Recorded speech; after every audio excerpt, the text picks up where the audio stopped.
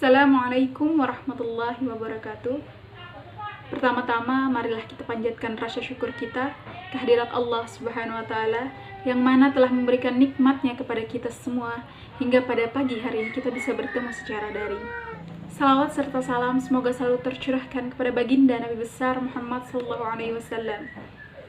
Selamat pagi untuk anak-anak semua. Semoga anak-anak dan beserta keluarga selalu mendapatkan lindungan dan diberikan kesehatan oleh Allah Subhanahu wa Ta'ala. Hari ini kita bertemu lagi pada pembelajaran akidah akhlak. Hari ini kita akan membahas di bab 5, yaitu meneladani 4 mazhab fikih, yaitu Imam Syafi'i, Imam Maliki, Imam Hanafi, dan Imam Ahmad. Namun, pada pertemuan kita pada pagi hari ini, kita hanya membahas 3 saja, yaitu Imam Syafi'i, Imam Maliki, dan Imam Ahmad. Sebelum kita memulai pembelajaran kita pagi hari ini, Ibu berharap sekali kepada anak-anak semua untuk menyiapkan apa yang sepatutnya kalian persiapkan untuk menunjang atau untuk membantu kelancaran kita pada pagi hari ini dalam proses pembelajaran akidah akhlak. Ibu berharap kalian memperhatikan dari awal hingga akhir video ini dan memperhatikan penyampaian materi dari Ibu. Baiklah, kita akan memulai pembelajaran kita pada siang hari ini. Silahkan anak-anak perhatikan penyampaian dari Ibu. Simak setiap materi yang akan Ibu sampaikan. Yang pertama kita akan membahas tentang biografi dari Imam Malik bin Anas.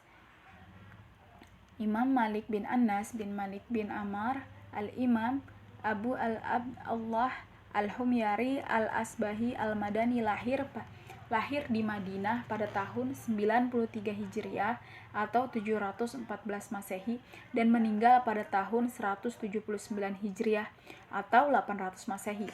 Beliau adalah pendiri mazhab Maliki yang ahli di bidang fikih dan hadis. Beliau juga merupakan penyusun kitab Al-Muwatta yang menghabiskan waktu 40 tahun dan kitabnya telah diperlihatkan kepada 70 ahli fikih di Madinah. Imam Malik juga merupakan pribadi yang tekun saat masih kecil. Imam Malik sudah hafal Al-Quran, lalu beliau beralih menghafal hadis setelahnya. Selain menghafal, Imam Malik juga rajin belajar ilmu fikih. Beliau belajar ilmu fikih kepada Rabi'ah bin Abdurrahman. Beliau juga belajar di Halaqah Abdurrahman di Hurmus selama 13 tahun tanpa diselingi belajar kepada guru lain. Beliau juga pernah mengembara ke negeri lain untuk mencari ilmu. Beliau hanya mencakupi belajar ilmu kepada tokoh dan ulama dari kalangan tabi'in di Madinah. Dengan ketekunan tersebut, menjadikan beliau pribadi yang berpengetahuan luas. Ulama besar seperti Imam Abu Hanifah dan Imam Syafi'i pernah menimba ilmu dan belajar kepada beliau. Sebelum wafat, beliau meninggalkan beberapa karya yang dapat dinikmati, yaitu Kitab Al-Muwatta dan Mazhab Maliki. Selanjutnya, kisah yang dapat kita teladani dari Imam Maliki ialah berani berkata tidak tahu kepada penanya. Hal ini penting karena sebagai seseorang yang berpengetahuan terkadang sulit atau bahkan gengsi untuk mengatakan tidak tahu. Sebuah riwayat dari Ibnu Mahdi menyatakan bahwa ada seorang lelaki bertanya kepada Imam Malik tentang sebuah masalah. Imam Malik menjawab, "La uhsinuha, aku tidak mengerti masalah ini dengan baik." Lalu lelaki itu berkata lagi, "Aku telah melakukan perjalanan jauh untuk bertanya kepadamu tentang masalah ini." Imam Malik lalu berkata kepadanya, "Ketika kau kembali ke tempat tinggalmu, kabarkan pada masyarakat di sana bahwa aku berkata kepadamu bahwa aku tidak mengerti dengan baik masalah tersebut."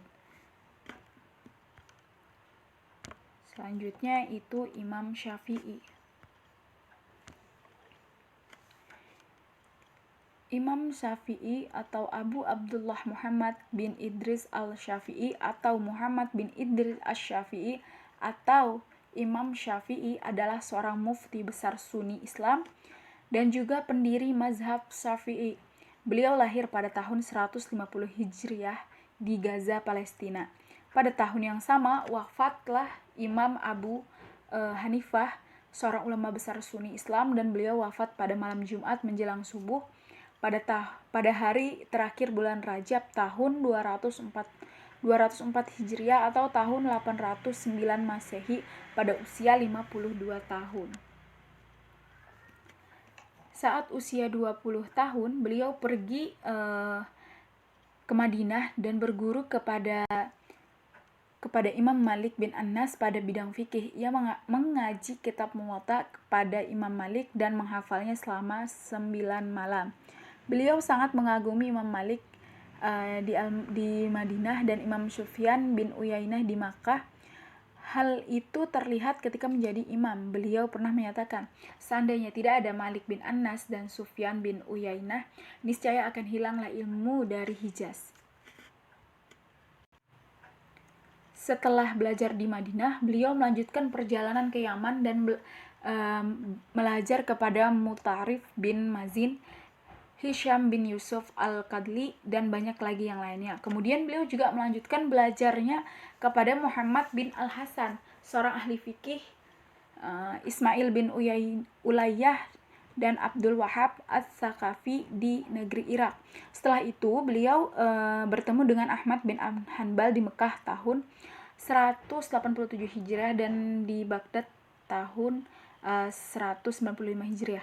Darinya beliau menimba ilmu fikih, usul mazhabnya, penjelasan nasih, dan masuknya di Baghdad Imam Syafi'i menulis perkataan lamanya, yaitu Qaul Qadim, dan di Mesir pada tahun 200 Hijriah beliau menulisnya perkataan baru Qaul Jadid. Kisah yang dapat kita teladani dari Imam Syafi'i ini yaitu tidak sewenang-wenang meskipun kepada murid, yaitu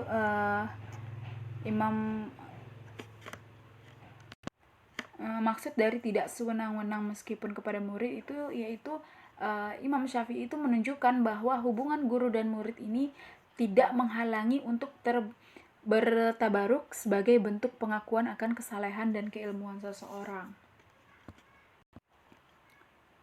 Selanjutnya itu mendamaikan perselisihan.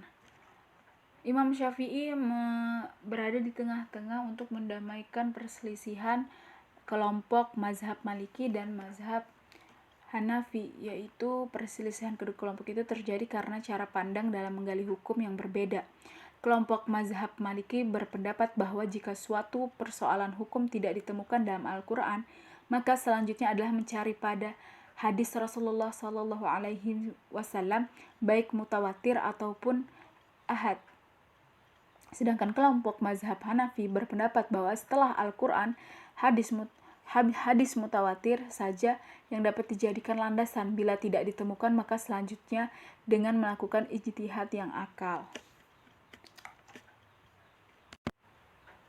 Maka Imam Syafi'i menengahi kedua pendapat tersebut dengan mengatakan bahwa Rasul salat witir dengan 1 rakaat, oleh karena itu bilangan rakaat witir adalah cukup 1 rakaat.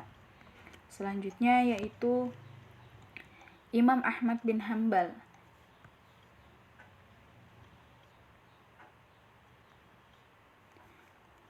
Ahmad bin Muhammad bin Hanbal bin Hilal atau Ahmad bin Hanbal lahir di Baghdad pada bulan Rabiul Awal tahun 164 Hijriah. Saat masih kanak-kanak, Imam Ahmad bin Hanbal telah ditinggal wafat oleh ayahnya yang gugur dalam pertempuran melawan Bizantium. Sedangkan kakeknya Hanbal adalah seorang gubernur pada masa dinasti Umayyah. Saat sampai umur 19 tahun, beliau mencari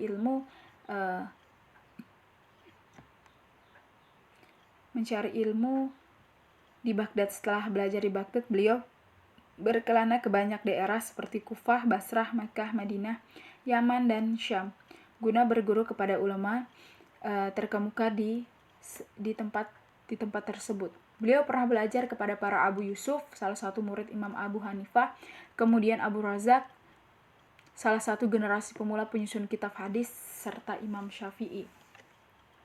Imam Ahmad bin Hanbal baru menikah pada usia 40 tahun karena kecintaan dan kegigihan beliau terhadap ilmu. Dan Imam Ahmad baru mendirikan majelis di kota Baghdad setelah wafatnya Imam Syafi'i.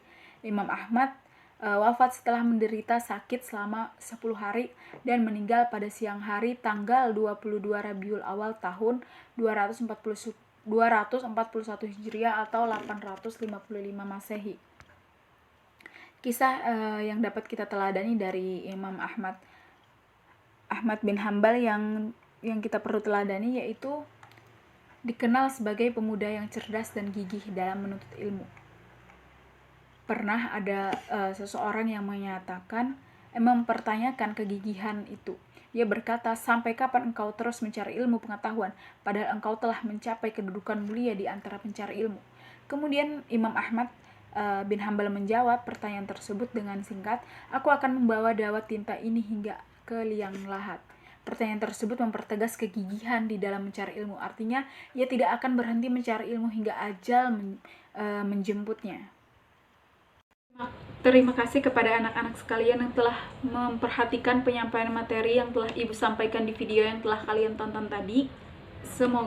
Semoga anak-anak dapat menjadikan 4 imam mazhab fikih ini menjadi suri tauladan kalian. Baiklah, berhubung waktu kita sudah di akhir, itulah tadi pemaparan materi yang telah Ibu sampaikan pada pertemuan kita kali ini. Salah hilaf mohon maaf jika ada perkataan Ibu atau penjelasan Ibu yang kurang dimengerti oleh kalian. Salah hilaf mohon maaf. Wassalamualaikum warahmatullahi wabarakatuh.